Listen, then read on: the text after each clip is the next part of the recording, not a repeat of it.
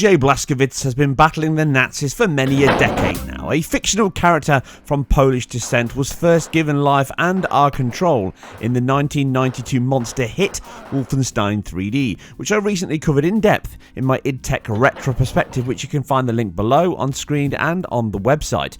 Now, from its PC roots, the game spread across a plethora of platforms, with consoles seeing a good spread of Blaz action. Now, please check that link out to learn more on the history of the series and the idTech engine iterations. Now, around the start of this generation, we enjoyed our first modern take on the long-running series that has seen its fair share of sequels or reboots over that time. It was a no-holds-barred continuation of the spirit and extreme action, gore and story the series was always known for, and it also targeted 60 FPS on all machines, exactly the same as we see here on the latest iteration.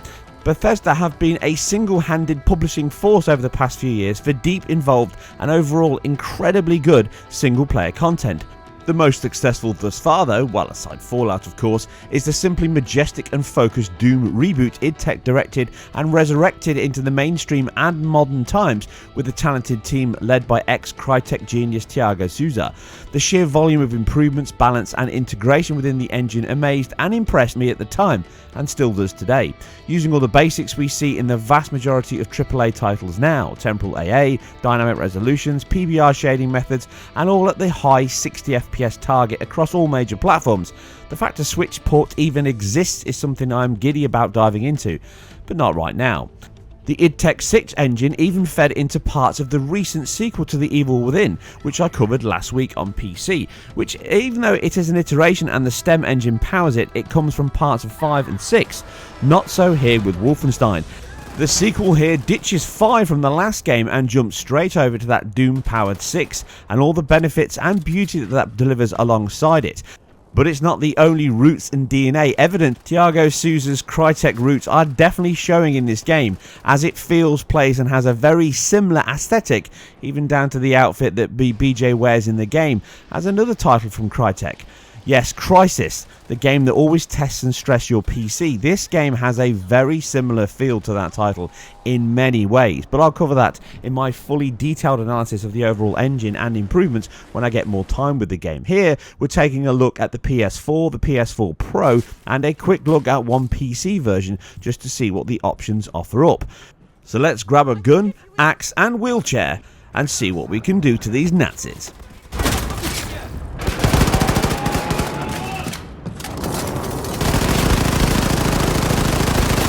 idTech 6 is really an impressive engine, and yet again here, no matter what format you play it on, it still looks as impressive as always. Volumetric lighting, particle systems, depth of field, motion blur that is of high quality sample rate, and also huge amounts of characters on screen, a great field of view and a fast, smooth 60 frames per second. There's not a lot to dislike around this, and everything that you play this game on, it will run at that target frame rate, but we'll cover performance towards the end of the video.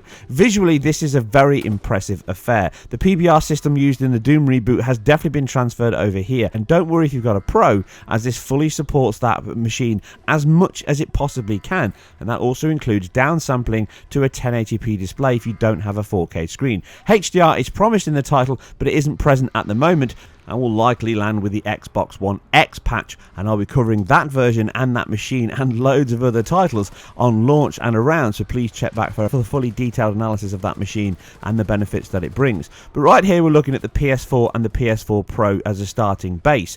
The first thing to get off the bat is the resolution difference is quite significant between the two of them. It targets 1920 by 1080 on the PS4 and it targets 2560 by 1440 on the PS4 Pro, so a 77% boost in resolution is immediately evident, and you can see this when you're playing the title.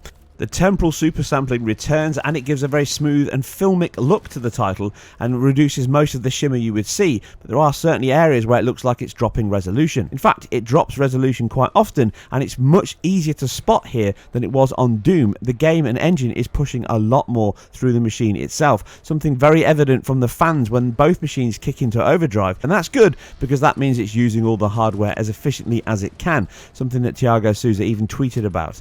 And this efficient utilization is also carried over to that dynamic resolution scaling, which is present in the title. but these can hit lower lows if you don't patch it from the disc gold version that it ships with. This is one of the games that has a big patch come the 102 patch, and it changes a huge portion of the game's rendering, colour tone and lighting.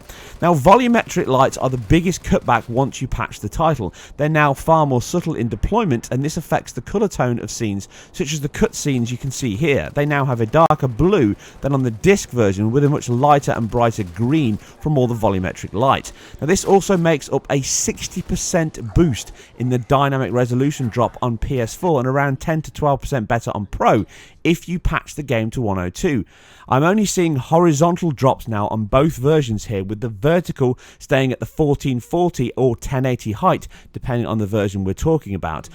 But now on the PS4 in this scene you can see the deeper blues, that the colour tone has been changed here from before, and a reduction in the volumetric light dispersion, which changes the overall look but also boosts the resolution from a disc version low here of 960 by 1080 right up to 1536 by 1080.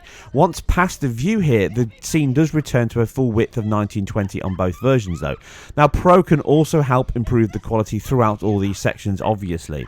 Now, this cutscene for example is a great demo of just how low the gold version dips on PS4, and now it is much sharper with a low of 1440 width here counted, with the disc version coming in some 12% lower than that at 1280 width on the PS4.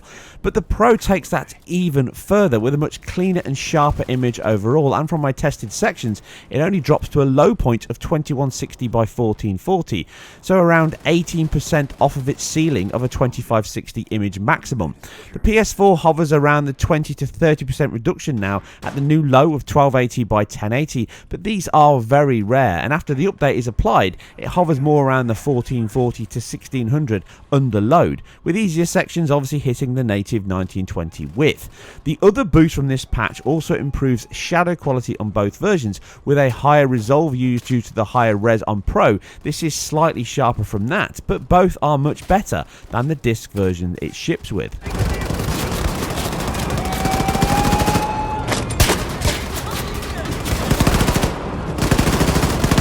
We also see a similar level of improvement with the game's performance, as from my average frame rate test here we can confirm that the Pro is around 3.5% faster whilst enjoying that 77% resolution improvement at almost all times. Now, that is a great use of that extra hardware available whilst ensuring base players still get just as impressive looking game and a decent performing one. A lock 60 is obviously not on the cards from both machines here, as you can see from the metrics on screen, but it is still a very stable game so far, with no frame time ever exceeding the next refresh cycle of 33 milliseconds, which is the most important part for control and feel of the game. Input times are also great, coming in around the 80 to 90 milliseconds on both machines, and of course this is even faster on the PC if you have the power and screen to run it as hard as you can. In terms of the visual quality on here, the engine is an impressive one as always. The actual GPU accelerated particle system in the game is one of the high points. When you break enemies and they explode, or you just shoot with a laser gun, or throw grenades and explosions bounce around and react and bounce off of objects and floors, along with that beautiful motion blur. Anyone that says you don't need motion blur for a 60 FPS title, in my opinion, is incorrect, because it looks absolutely incredible here, and it really helps smooth out those small dips that you get. But like I say, none of them ever exceed the next refresh cycle of 33 milliseconds, and that is an absolute must. Now, this is a light version in terms of performance, visual quality and resolution. It gives you all the details about the two versions on the PlayStation, but we have had a quick look at the PC version here, and now we can see that, as per usual, this contains the in-depth and detailed metric system that was present in Doom in id Tech 6, and it's got even more functionality here from the Vulkan renderer that's an option within the game itself, so you can play this game and test out the functionality and how well it runs on your particular card or GPU setup. Now, I haven't had a chance to dive into the game much on the PC, but I will be doing that once I get into the engine as a whole. But as you can see, there's a wealth of options to customize the visual palette, quality and performance, as my entry-level machine here, an FX 8350 and a GTX 750 Ti, is not really going to hit PS4 levels of performance, and there are a few other issues with the PC version on the whole, but I'll cover that more in depth in my next video. Dynamic resolution is also available here on the PC, which is a great addition to the game, and again, I'm a big fan of this, as it really helps to increase the performance of the game for those small drops in visual quality that most of the time you would not notice. Unless, of course, you don't patch the PS4 disc version. Anyway, that's it. It's a quick look. I hope you enjoyed this and all my other content. If you did, then please like, subscribe, and support me on Patreon if you can afford it. You can follow me on Twitter and ask questions directly there. And if you did like this, you can also share it on whatever forum or area you see fit. Anyway, you guys and girls take care. Play fast, game hard, and let's take the fight to them Nazis. I'll catch you on the next one.